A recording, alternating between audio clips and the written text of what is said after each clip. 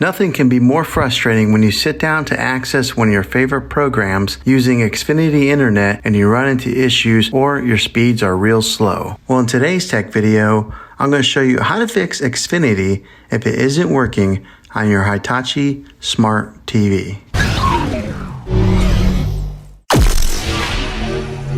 I'm going to show you a few really simple ways to try and solve your problem and get it back up and running again. The first one is the easiest one to try, and that is to unplug your TV from the wall outlet and wait 60 seconds. Now don't be impatient here, wait the whole 60 seconds, then plug it back in. This is very different from turning your TV on and off with your remote control. This is what we call a hard reset of your TV, so make sure you do this method. Next method would be to push the reset button on your modem or your router. Not all routers have this, but if yours does, then give this a try. If that doesn't work, find your router that is giving you Wi-Fi and unplug the power to that for 60 seconds. Then plug it back in. This is different from pushing the reset button on your router, so make sure you do this. If that fixes it, great. If not, let's move on to the next method. Move your router to a different location so that it's more open and it can broadcast a signal better without any interference. If you're using the Xfinity TV app, try deleting the app on your TV. Go to wherever the apps are located on your system and remove the app altogether. Then reinstall the app again. After you reinstall it,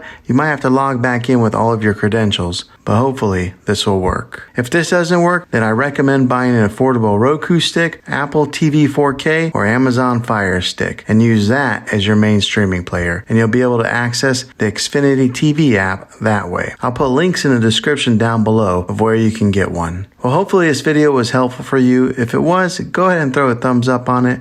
Go ahead and subscribe to my channel. I make tech videos all the time, and I would love to have you back in the next one. Take care.